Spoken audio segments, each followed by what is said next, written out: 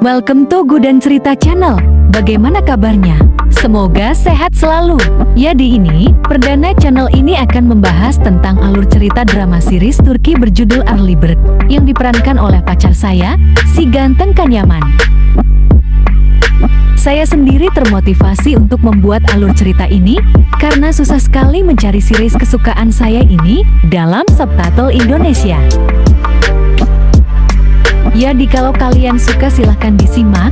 Saya akan melanjutkan secara rutin episode selanjutnya jika respon penonton bagus. Oke, selamat menonton. Check this out.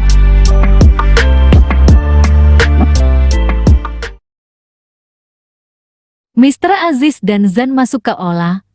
Mr. Zan telah menyiapkan tempat duduk khusus untuk Zan dan Polen, pacarnya. Zan ingin duduk bersama Emre dan ayahnya, tapi ayahnya menginginkan Zan dan pacarnya menghabiskan waktu bersama. Mereka pun lalu berpisah. Di kantor, Sanem mengeluh lantaran kakinya terasa sakit seperti akan rontok. Ia lebih menyukai menjaga toko ayahnya. JJ datang menghampiri Sanem. Ada apa dengannya? Karena hanya mereka yang tidak berada di tempat acara. Sanem ingin pulang. JJ pun mengingatkan, mereka adalah peer yang harus bergaul untuk diingat. JJ mengajak Sanem untuk mengambil dressnya. Sanem tak mau. JJ bilang, Sanem akan dipecat jika tak datang. JJ pergi. Sanem membayangkan jika ia dipecat, tak bisa membayar tagihan ayahnya. Lebih mengerikan lagi harus menikah dengan musafir. Sanem tersadar, memanggil JJ kembali. Zan menelpon Polen, mengatakan ayahnya sudah menyiapkan tempat untuk mereka. Ayahnya bilang menyukai Polen. Zan bilang mereka hanya bertemu 2-3 kali setahun. Polen mungkin akan menetap jika Zan mengambil alih perusahaan. Emre datang meminta ayahnya untuk keluar. Tamu sudah datang. Zan disuruh memakai setelan jas. Zan sempat menolaknya. Di pesta, Sanem bingung harus melakukan apa. Kakaknya mengabaikannya. JJ bilang, ini tidak akan menunggu lama, acara akan dimulai. Sanem ingin ke kamar mandi. JJ bilang, mereka akan bertemu di blok di tempat karyawan berada. Mereka pun berpisah. JJ ditegur, tempat karyawan ternyata ada di blok B. JJ bingung. Dia pikir Sanem mungkin akan menemukannya nanti.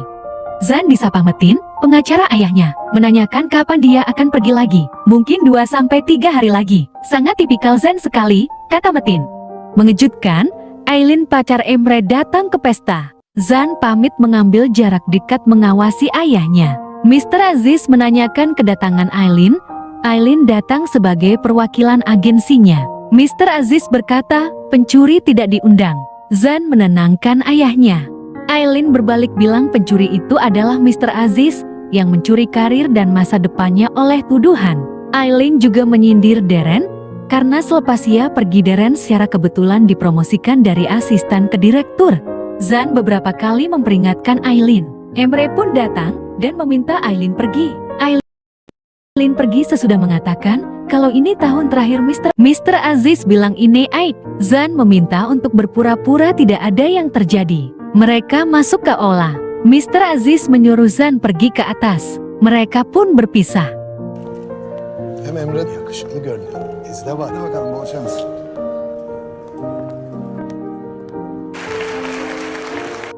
Acara sambutan dimulai. Zan menelpon Polen bersamaan dengan Sanem yang naik ke lantai atas dan masuk ke ruangan blok D. Ruangan gelap, Sanem mencari JJ. Tak lama Zan naik ke lantai 2 dan masuk ke ruangan di mana Sanem berada. Zan langsung mencium Sanem yang dipikirnya adalah Polen. Sanem terkejut, dia langsung pergi setelah yang bisa dilihatnya hanya sepatu hitam. Di luar, ia masih kaget dengan kejadian itu. Zan menyadari wangi parfumnya berbeda. Aziz di industri ini. Sanem turun tangga bersamaan dengan Polen yang naik menuju di mana Zan berada. Ia masuk dan meminta maaf karena terlambat. Sanem masuk ke blok B di mana semua karyawan berada. JJ bertanya, habis dari mana saja Sanem? Tapi Sanem bilang, jangan bertanya. Ruangan remang karena film sedang diputar. Teman Sanem terus menelponnya, tapi Sanem tidak mengangkatnya karena ponselnya diminta dimatikan oleh JJ. Di atas Zan melirik ke bawah seperti mencari seseorang. Sanem juga memandang ke atas seperti mencari seseorang. Keduanya saling mencari. Zan dan Polen keluar ruangan. Zan ingin berganti pakaian karena ia merasa tak nyaman memakai jas. Polen bilang Zan terlihat gagah. Mereka pun berpisah. Sanem masih mencari-cari. bingung karena semua tamu memakai sepatu hitam. Sanam tanya tentang tamu yang datang. Gigi bilang, mereka kebanyakan teman atau klien Mr. Aziz. Sanam meminta Gigi pulang dan istirahat. Zan dihampiri Metin. Metin ragu menyampaikan sesuatu terkait ayahnya. Zan mendesaknya. Metin bilang, ayahnya akan pergi berlayar, tapi bukan untuk liburan melainkan alasan kesehatan. Ayahnya sedang sakit radang paru-paru. Zan tentu terkejut. Metin menenangkannya, ayahnya hanya perlu berobat. Awalnya ayahnya menganggap ini tidak serius, tapi lama-lama mendapati kalau bernafas semakin terasa sulit. Kuba tempat yang ahli di bidang ini. Zan ingin menemui ayahnya, tapi Metin mencegahnya. Mr. Aziz tidak ingin ini diketahui siapapun, termasuk Emre. Mereka pun berpisah, karena Zan perlu menelpon asisten fotografernya untuk menutup sementara kantor, karena alasan ini. Sanam di depan Zan ketika masih mencari orang itu. Kakaknya, Leila memanggil untuk pulang. Mereka pun pulang naik taksi. Zan bertanya keadaan ayahnya. Mr. Aziz merasa dipermalukan oleh Aileen. Dan mengapa harus dia menerima ini semua? Mr. Aziz menyalami Polan sebelum pergi. Polan mengajak Zan untuk pergi bersama, tapi Zan bilang tidak bisa, mungkin besok pagi. Tapi Polan harus terbang di jam 6 pagi. Mereka pun berpisah. Zan mengantar Polan ke taksi. Si Sanam bertanya, apa ada pria berjenggot bekerja di kantor Leila? Tapi Leila tak menjawabnya, melainkan bertanya balik, apa maksud pertanyaan Sanam? Sanam menyalakan ponsel dan banyak pesan temannya masuk. Temannya penasaran tentang cerita Sanam. Sanam menelpon temannya sebentar. Kakaknya penasaran dengan pembicaraan mereka dan mendesak Sanam, namun Sanam tidak mau menjawabnya, membiarkan kakaknya penasaran. Emre datang ke rumah Aileen, mempertanyakan tindakan gegabah Aileen. Aileen meminta Emre masuk. Aileen bilang sesungguhnya secara tidak langsung, dia ingin ayah Emre tahu kalau hubungan mereka masih berlanjut. Aileen bilang Mr. Aziz membencinya, menentang mereka menikah, merusak karirnya, mengubah hidupnya naik turun. Emre keluar ruangan. Aileen bilang apa Emre menyesal. Emre bertanya apa lagi yang harus dilakukan, agar Aileen yakin kalau ia menginginkan Aileen lebih dari apapun. Dia bahkan mencuri klien ayahnya. Aileen ingin Emre bekerja dengannya, tapi itu tidak mungkin, jawab Emre. Karena perusahaan ayahnya akan jatuh ke tangannya. Mungkin Aileen yang harus bekerja dengannya. Mereka pun berciuman. Sampai kamar, Sanam masih melamun atas kejadian tadi. Aihan, temannya mengejutkannya. Aihan menyusup ke kamar Sanam demi mengetahui ceritanya. Temannya memberondong Sanam pertanyaan. Bagaimana Sanam tidak tahu pria yang sudah menciumnya? Sanam pun menceritakannya, itu terjadi di tempat gelap, dan yang bisa dilihatnya yaitu sepatu hitam yang mahal. Dan pria itu berjenggot. Aihan bilang lelaki dengan ciri itu banyak sekali. Saat bercerita, Sanam sempat melamun kembali sambil tersenyum-senyum disadarkan oleh temannya. Sanam bilang, apa ia jatuh cinta, atau hanya imajinasinya saja?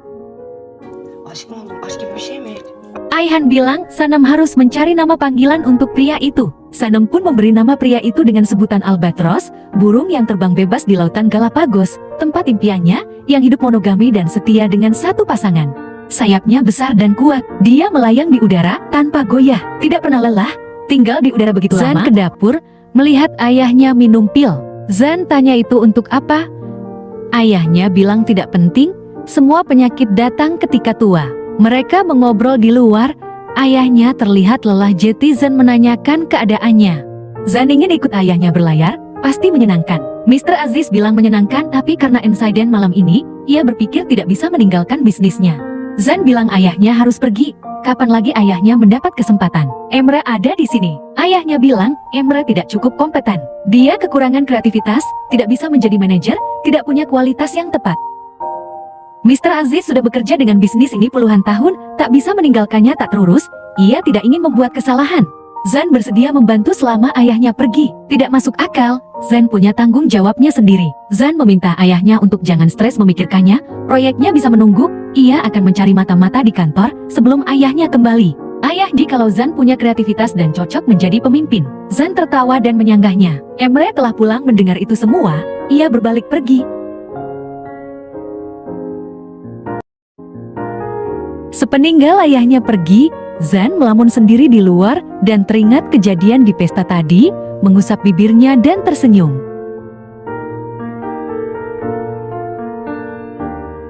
Pagi hari, Sanam heran melihat ibunya sedang membersihkan jendela rumah. Ibunya bilang keluarga musafir akan datang nanti malam melamar Sanam. Sanam bilang, dia sudah bekerja, kenapa dia masih harus menikah? Ibunya sudah berjanji pada keluarga musafir. Sanam tak percaya, mencari ayahnya. Ayahnya telah bersiap membuka toko. Ayahnya memeluk Sanam dan mengatakan kalau Sanam sangat istimewa dan jangan hiraukan perkataan orang lain. Sanam tidak ingin menikah dan meminta ayahnya mencari solusi untuk masalah ini. Sanam tidak senang akan hal ini, mereka membuat dirinya menjadi mainan. Ayahnya membawa Sanam untuk sarapan. Di dermaga Zan dan Emre mengantar kepergian ayahnya. Zan memeluk ayahnya, kemudian Emre. Ayahnya bilang pada Emre, Zan akan menggantikan ketidakhadirannya. Emre bilang, bukannya Zan hanya 2 hari di sini. Zan menjawab, dia akan bersama Emre selama ayahnya tak ada. Mereka mulai berdebat. Ayahnya menghentikan dan meminta mereka membawa mata-mata itu. Setelah Mr. Aziz pergi, mereka pergi minum teh. Sanam dikejutkan oleh musafir yang menodongkan bunga besar. Musafir bilang, dia sudah berpakaian untuk acara lamaran nanti malam. Bertanya penampilannya. Sanam tak percaya, merasa ingin menangis dan tidak tahan. Sanam meminta musafir berhenti memanggilnya Sanamku. Sanam mengusirnya, tapi musafir memujinya. Sanam pergi bekerja tak menghiraukannya. Zan tahu Emre merasa terganggu akan sesuatu. Emre bilang, ia sudah bertahun bekerja dengan ayah, tapi malah menempatkan tanggung jawab agensi pada Zan. Zan menenangkannya, dia akan bekerja di bagian kreatif dan Emre bekerja di bagian finansial. Usai ayahnya kembali, semuanya akan normal. Zan akan kembali ke tempatnya. Yang terpenting menangkap mata-mata itu. Zan tanya siapa terduga mata-matanya. Emre tidak tahu. Zan pun menjahili adiknya. Emre mendatangi Alin, mereka sepakat menjadi partner. Di kantor, Sanam menelpon Halil, orang yang akan menjual toko ayahnya. Sanam berjanji akan membayar tagihan ayahnya. Sanam memohon mereka tidak datang ke ayahnya. Emre mendengarkan Sanam dan bertanya, apa ada yang salah usai Sanam selesai? Sanam bilang tidak ada. JJ dan Gulis membicarakan kepergian Mr. Aziz dan digantikan oleh Zen. Sanam memotret dan mencatat nama pria berjenggot di kantor. Sanam bilang pada Gulis kalau ini hobinya. Sanam tanya, kenapa begitu yakin Zan akan menggantikan ayahnya? Gulis jawab, dia tidak akan sepagi ini ke kantor kalau tidak ada yang penting. Padahal dia orang yang berjiwa bebas. Sanam berpendapat kalau Zan orang yang sangat egois dan bombastis, tapi memang kebanyakan bos seperti itu saat mereka bosan dan menghilang bermain dengan para singa dan reptil. Gulis memberi kode dan JJ memberi aba-aba seketika Sanam paham. Dia tanya, apa pria itu ada di belakangnya? Semuanya mengangguk. Zan duduk di hadapannya, membuka kacamata hitamnya. Sanam tak bisa berkata-kata. Zan bertanya siapa dia, Sanam pun menjawabnya. Gulis sempat menyahuti dengan candaan untuk mencairkan suasana. Zan mengulangi nama Sanam, menatapnya sejenak. Kemudian bangkit dan berkata akan rapat dalam 5 menit. Temannya bilang sudah memberi kode pada Sanam, tapi Sanam tidak menangkapnya. Zan Jeti mendengarnya dari awal sampai akhir. Sanam hanya mengusap wajahnya malu. Bersambung, jika kalian suka video ini, klik subscribe, like dan komen. Sampai jumpa di episode selanjutnya.